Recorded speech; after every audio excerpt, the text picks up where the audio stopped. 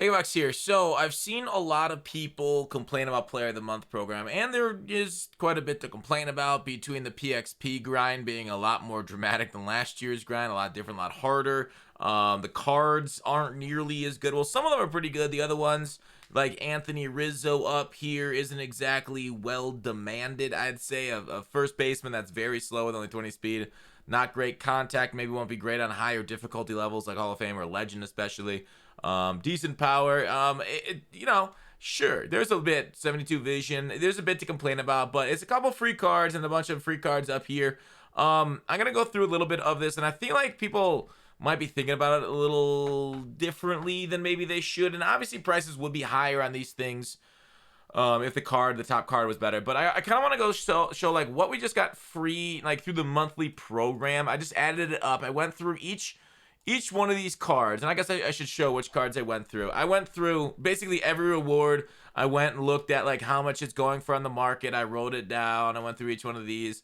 I went through each one of these things since they're sellable here. I think it's really cool they give us sellable rewards, 20,000 for just getting that thing right there. That if you don't lock them in, right?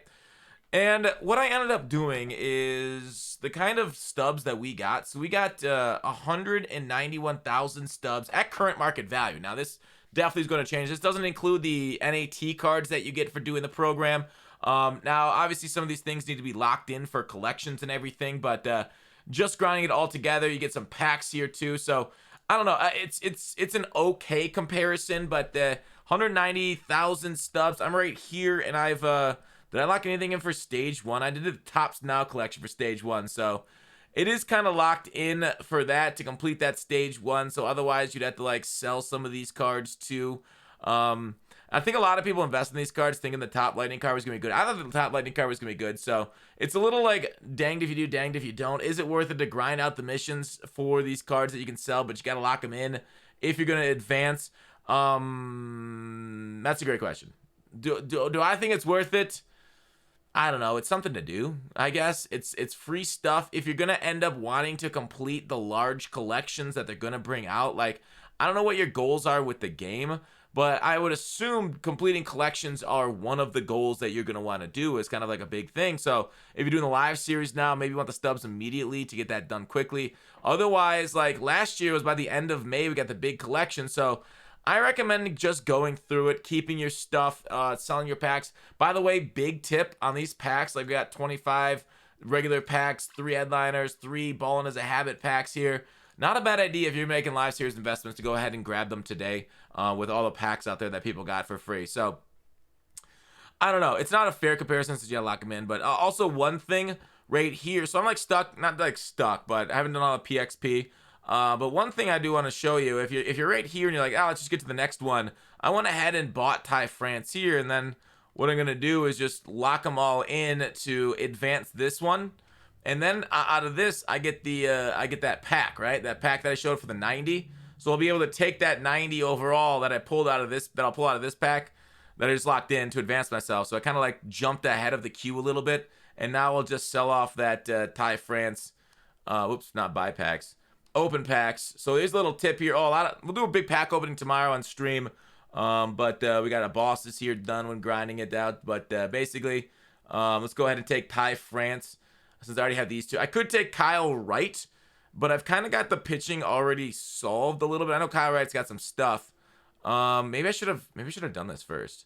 These two are already locked in, but I'm not gonna take Kyle. Well, should I take Kyle Wright, actually? I was thinking about just taking Ty France and sell him right away. But if I take Kyle Wright, use him, then sell him, I think I'm good because I won't lock him in until I actually have it. So we'll take Kyle Wright right here and then sell him once we're done with him. The only issue is if he's going to be less than the other two cards, we're going to lose a little bit. So anyways, that's something to know because eventually you'll get that card back. I'll get that card back free, NAT, later down the road. And we'll be able to just sell off that card once I get this 90 overall pack. Okay? So I'll have Kyle right out of this one and then the 2 other NAT ones. So, just a little tip if you wanted to jump ahead of the line a little bit on some of these monthlies. But, like, overall, it's very frustrating. Like, if I had to give this, like, I'd probably say this monthly award is I said today's 7, but I kind of want to go like 6.5. I feel like it is a downgrade from last year. I like them that they're trying new things. They went with PXP instead of specific missions. Maybe bring back the specific missions, as I didn't think there was anything too broke with it. It's kind of cool that we are getting a varied thing year over year, but it does seem so hard to do. Maybe that's right. But yeah, I gotta get Kyle right then anyway, so we'll do that. Then we'll finish him off. But overall, April monthly awards, is it worth it? If you got like no time, you don't like playing offline, no. Nah, I mean, you're going to need these guys probably for collections down the road, so you're going to have to do it regardless. Like we had those last year with the multiple big ones, but I really don't think it's worth doing. If you guys aren't going to do big collections, I would just, yeah, save your time, play events, play BR if you're good at the game. If you're not good at the game, BR is not where you want to go. But, yeah, that's sad, right? It's sad.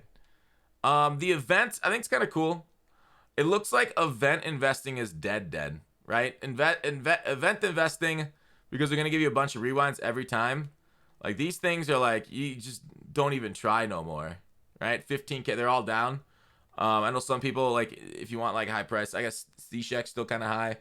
But, yeah, it's not bad at all. I mean, these cards, they're free, but, like, Bumgarner, this is not a good Bumgarner. Bumgarner has some great cards in previous years. This is not one of them.